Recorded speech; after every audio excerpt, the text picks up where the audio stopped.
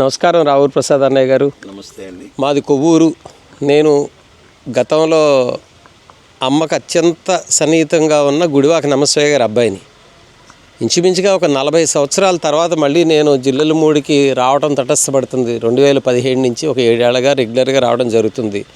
బాల్యంలో చాలా రెగ్యులర్గా వచ్చేవాళ్ళం. శివశక్తి ఐక్య రూపిణి లలితాంబిక అని మనందరికీ లలితా సహస్రనామంలో నామం. అలాగే అనసూయ నాగేశ్వరుల ఏకరూపం అమ్మ అని మనందరం కొలుచుకుంటున్నాం. మరి ఇక్కడ వచ్చిన దగ్గర నుంచి మీ పరిచయ భాగ్యం కలిగింది. ఇవాళ అనుకోకుండా జిల్లెలమూడిలో మీ దర్శనం కూడా అమ్మతో పాటు అమ్మ అనుగ్రహాన్ని పొందిన మీ దర్శనం కూడా మాకు అవడం చాలా ఆనందంగా ఉంది ఇవాళ నాకు. మరి మీ బాల్యం నుంచి అమ్మతో మీకున్న అనుబంధం తెలుసు. అయితే అవన్నీ రాయాలంటే కొన్ని వందల పుస్తకాలు వాల్యూమ్స్ అవ్వచ్చు కాక కొన్ని అనుభవాలు, అనుభూతులు, ఆనందాలు అమ్మతో పంచుకున్నవి, అమ్మ మీతో పంచుకున్నవి, మీకు అనుగ్రహించినవి. మరి ఎందరో భక్తులకి కలిగిన ఆనందానుభూతులు, వాళ్ళ జీవితాల్లో వాళ్ళ కష్టాలను గట్టెక్కించిన సందర్భాలు, కొంతమంది జ్ఞానులకి అమ్మ కల్పించిన జ్ఞానాన్ని, జ్ఞానభిక్షని ఏ విధంగా పెట్టింది, మరి కొంతమంది యోగాన్ని కూడా కల్పించిందని చెప్పి కొన్ని ఉదాహరణలు. ఇవన్నీ కూడా ఇంచుమించుగా మీరు ఒక 200 మంది భక్తుల యొక్క అనుభూతుల్ని, అమ్మ అనుభూతుల్ని మీరు రికార్డ్ చేశారు. ఇంచుమించుగా ఒక 70-80 యూట్యూబ్లో ప్రసారం కూడా అయ్యాయి.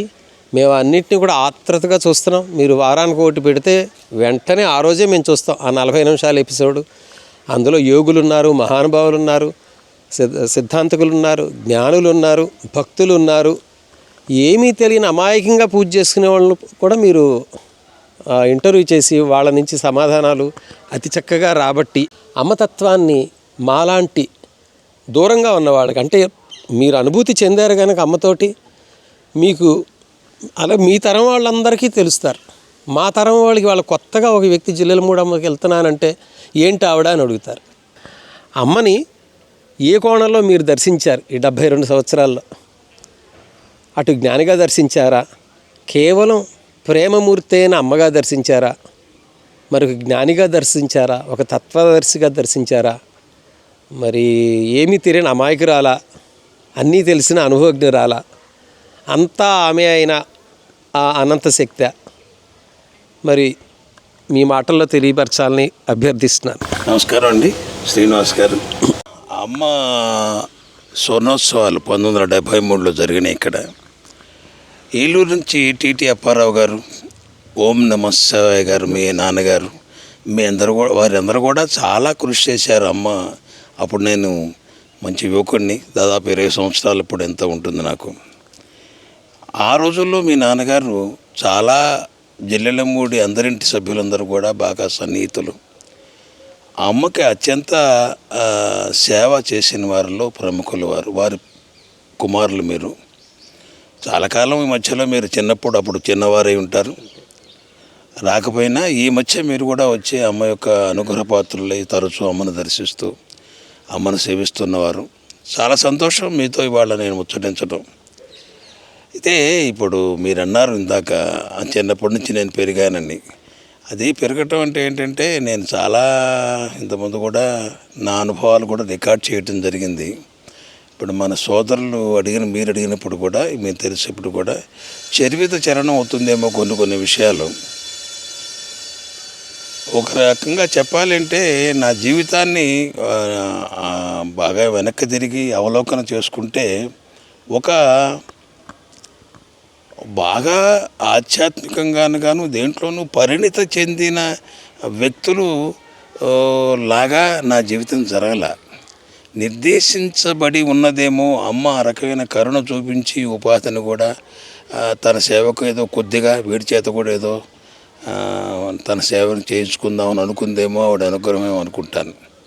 మీరు అన్నట్టుగా చిన్నప్పటి నుంచి నేను పొందిన అనుభవం అంటే, తల్లిదండ్రులతో 7 సంవత్సరాలు ఎప్పుడు వచ్చినప్పుడు అమ్మంటే ప్రత్యేకించి ఏదో దయ్యమను ఇంకోటి అట్లా వచ్చానని చెప్పటం ఆ రోజుల్లో అది అబద్ధం.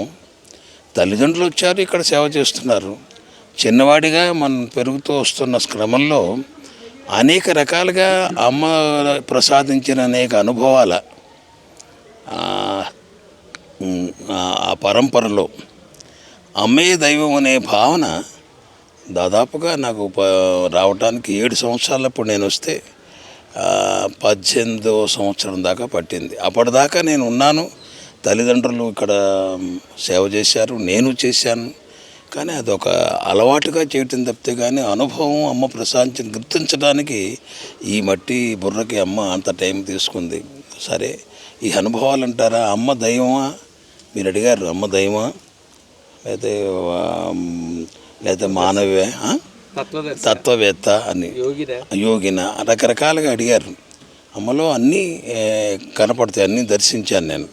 సామాన్య కుటుంబీకుడైన మన్నవ కరణం గారు, సీతాపతి గారు వారి భార్య రంగమ్మ గారికి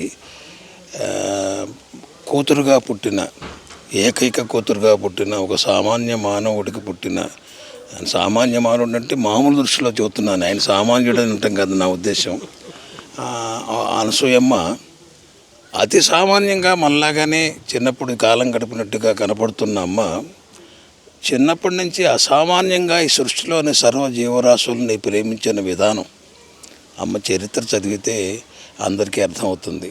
ఆ చిన్నప్పుడు చరిత్రలోనే అమ్మ ఆధ్యాత్మికంగా అనేక ఉన్నతమైన భావాలని, సర్వం ఒకటేనన్న అద్వైత పరాకాష్ఠలో ఉన్న ఆ తత్వాన్ని అమ్మ చెప్పిన విధానం కాస్త కొంతమందికి చదువుతుంటే ఇది సాధ్యమా అనిపించే పరిస్థితి కూడా ఉంటుంది.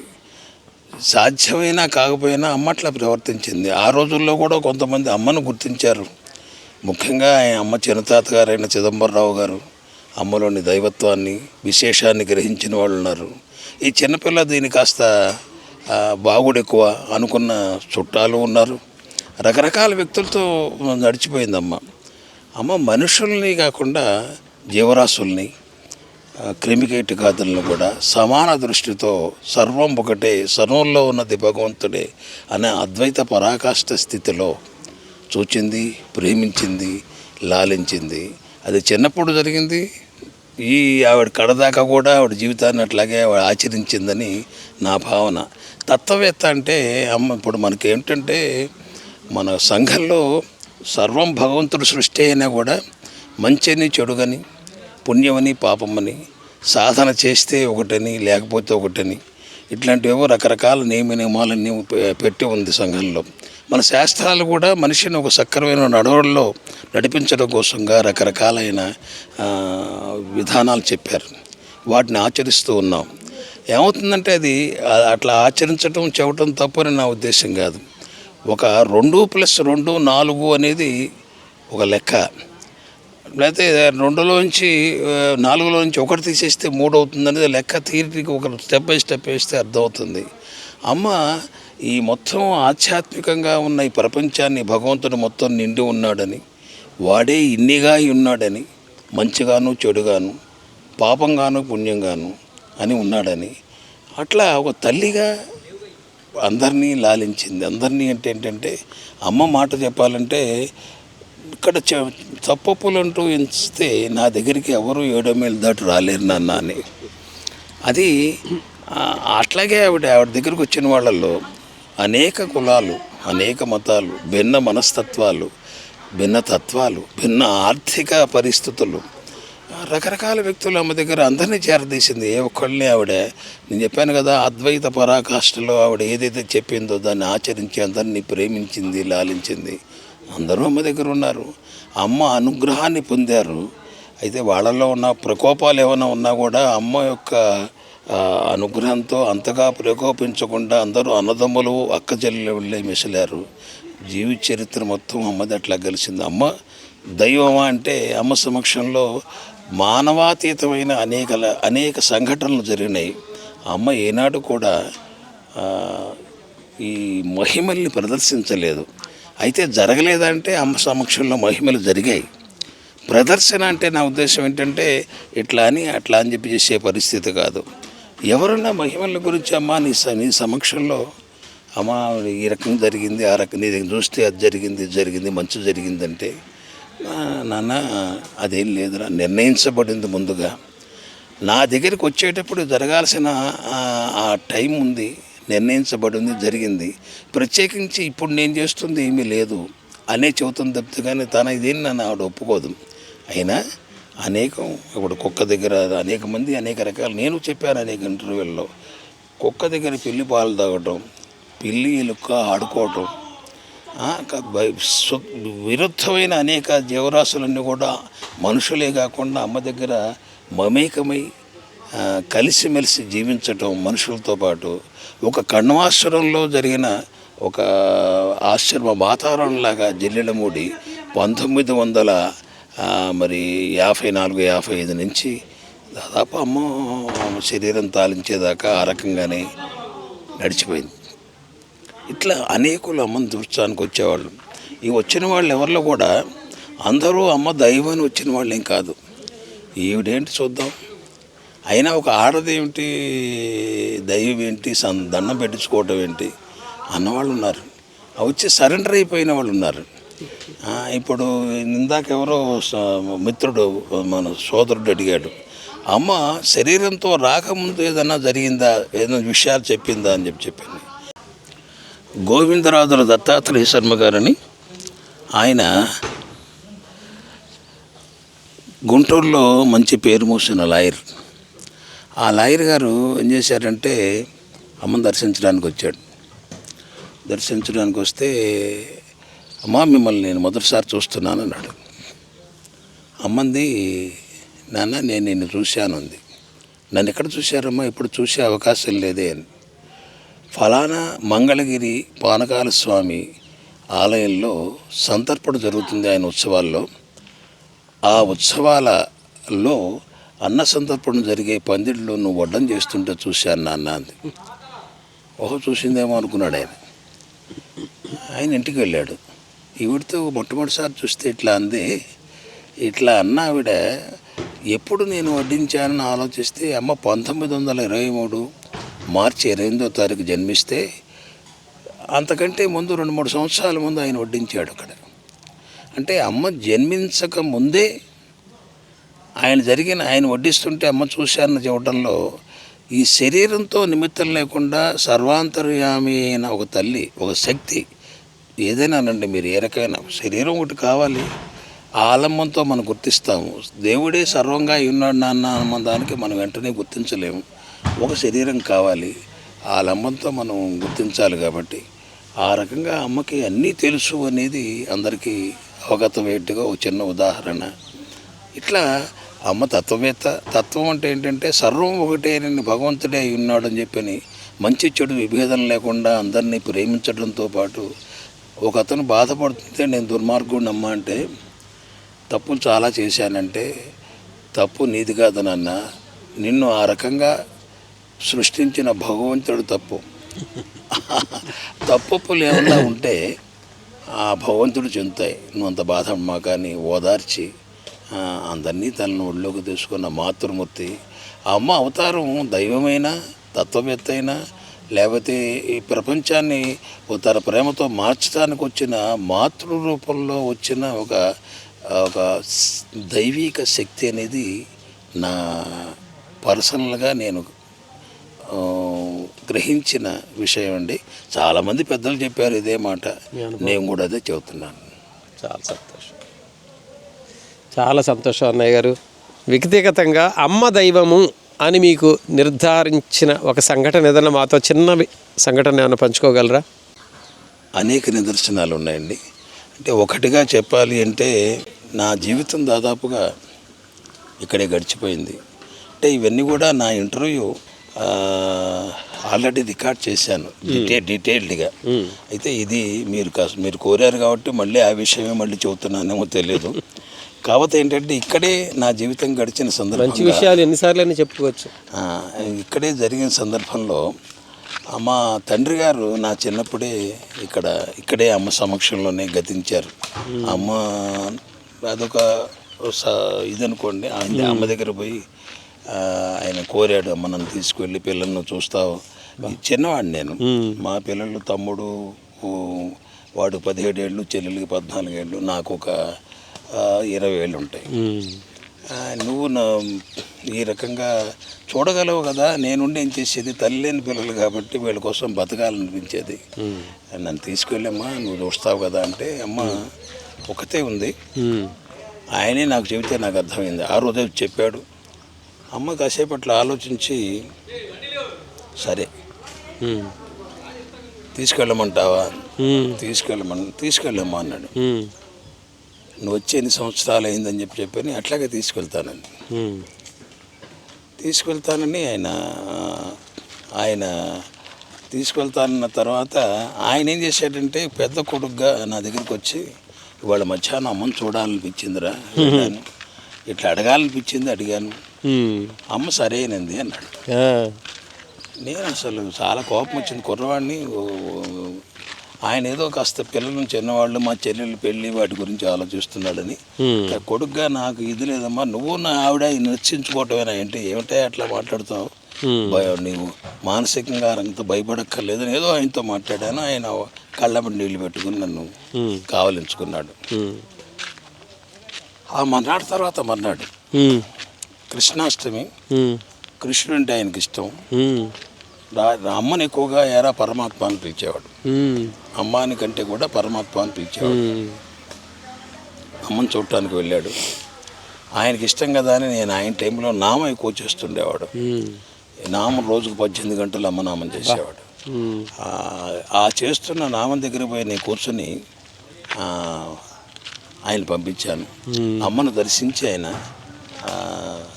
ఆ రోజు రాత్రి తిరిగి వచ్చాడు. మళ్ళీ నామం టైంలో ఎవరు రాకపోతే ఆయనే నామం చేస్తూ పడిపోయి నామం దగ్గరే పడిపోయినాడు. సరే ఏదో మందుల వీధి నాకు తెలితే చేసాము. తెల్లవసాను అమ్మ దగ్గరికి వెళితే ఆయన పడిపోయి లేవలేదు, గురకొచ్చింది. యార్లగడ్డ రాఘవయ్య గారని అంధభక్తుడు ఉండేవాడు అక్కడ. ఆయన ఇట్లా గురక రాకూడదు నాన్న, పోయి అమ్మతో చెప్పన్నాడు. అమ్మ అటుపక్క ఇప్పుడు ధ్యాన మందిరం దగ్గర ఓపెన్ ప్లేస్ ఉండేది. ఆ ఓపెన్ ప్లేస్లో అప్పట్లో గోపాలరావు గారు, కొమరవోలు గోపాలరావు గారు, ఆయన అమ్మ చేయి పట్టుకట్టు తిప్పుతున్నాడు. అమ్మ తల ఆ రకంగా విరబోసుకుని కళ్ళంటి ఎర్రగా ఉంది. సూర్యోదయం కాబోతుంది. నేను వెళ్ళి అమ్మ నాన్న పడిపోయినాడు రాత్రి అని చెప్పాను. సరేలే, అంతకుముందు నాకు ఒంటో బాగుండకపోతే బాపట్లో చీరాల వెళ్ళాను, నీకు ఎట్లా ఉందండి. నేను బాగానే ఉన్నానమ్మా, నాన్నయ్య పడిపోయినాడు, అది చూద్దాంలే తర్వాత ఎట్లా ఉంది. ఆ తర్వాత కళ్ళల్లో బాగా ఎర్రగా ఉన్న అమ్మ కళ్ళమ్మటి నీళ్ళు వచ్చినాయి. ఆయనతో నేను కుర్రవాడిని, అమ్మ చెబితే ఆయన లేచి కూర్చుంటాడని నా ఉద్దేశం. ఆయన అమ్మంది కష్టజీవి, నామయోగి, ఒక ఋషి వెళ్ళిపోతున్నట్టుగా అంది. నాకు ఇది పట్ల అమ్మ సరే అంటే ఆయన లేచి కూర్చుంటాడని నేను అన్నా. అమ్మ నాకు నాన్నకి ఏం చేయమంటావు?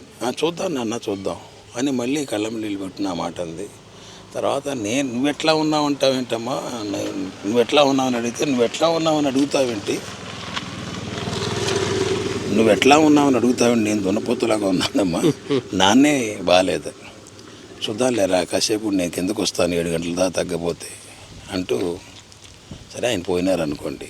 ముందుగా తెలియపరచడంతో పాటు ఆయనకి ఏ రకంగా అమ్మ నేను చూస్తాను నువ్వు చూస్తావని నమ్మకం ఉందని చెప్పి ఆవిడ మాట ఇచ్చిందో, ఆయన పోయిన తర్వాత సరే ఏదో లోకల్గా ఉన్న వాళ్ళందరూ చెల్లెలు తమ్ముడు నేనే ఉన్నాం, ఇంకెవరు లేరు నాకు ఇక్కడ, ఆయన మీద పడి ఇది చేస్తుంటే భద్రాద్రి రామశాస్త్రి గారని ఆయన, అమ్మ నువ్వురా పెద్దవాడివిరా, నువ్వు పోయి నువ్వు ఏడిస్తే చిన్నపిల్లలు దవుతారు, అమ్మ దగ్గర పోయి చెప్పంటే నేను అమ్మ దగ్గరికి వచ్చి చెబితే అమ్మ కావాలించుకుని మాతృమూర్తిగా దైవంగా కూడా అంటున్నాను, మనస్సు ముద్దులు పెట్టుకోవటం.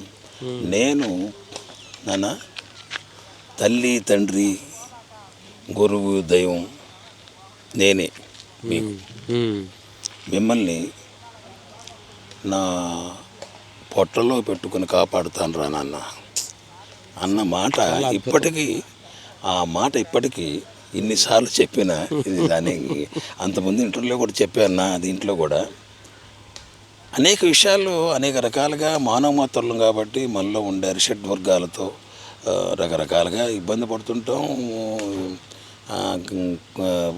కోపతాపాలు ఇవన్నీ వస్తుంటాయి.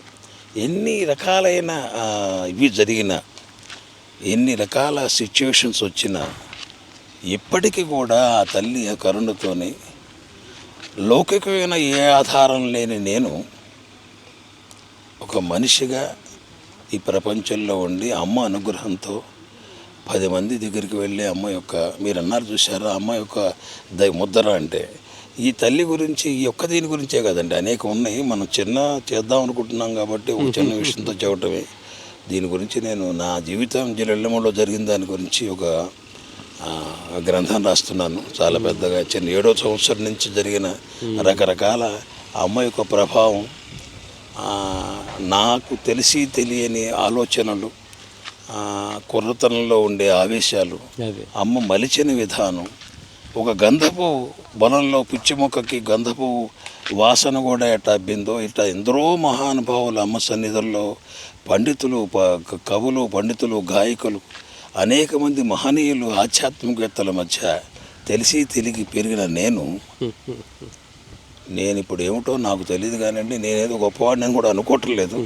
ఈ మాత్రం ఒక మనిషిగా ఒక మైక్ పట్టుకుని ఏదో తెలిసి తెలియని 4 మాటలు మీ ముందు మాట్లాడే యోగ్యతని అమ్మ అనుగ్రహం కలిగించిందని నేను భావిస్తున్నాను. తప్పకుండా. చాలా సంతోషం అన్నయ్య గారు.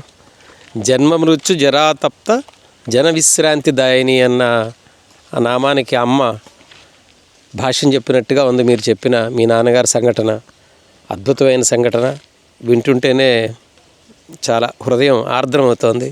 ఇంత చక్కటి సంఘటనని, మీ అనుభవాల్ని మాకు పంచినందుకు మీకు కృతజ్ఞతలు తెలియజేస్తూ, ఈ మన సమావేశం మా జీవితంలో ఎప్పుడు నిరంతరం మేము గుర్తు చేసుకుని ఉంటాము. అమ్మ ద్వారా మీరు పొందిన ఆ అనుగ్రహాన్ని మాపై కూడా మీరు ఆశీస్సుల రూపంలో ఎప్పుడు శుభాశీస్సులు మాకు అందజేస్తూ ఉండవలసిందిగా కోరుతున్నాం. మీరు మీకంటే పెద్దవాడిని కాబట్టి నా మీద గౌరవంతో చెబుతున్నమాట. అమ్మ ఆశీస్సులు మనందరిపై ఉండాలి. మిగతా వాళ్ళందరూ అమ్మ భక్తులమే. మీ యొక్క వినయ సంపదకి నమస్కరిస్తూ, మీలో ఉన్న అమ్మకి నమస్కారం. నమస్తే. జై హో మాత.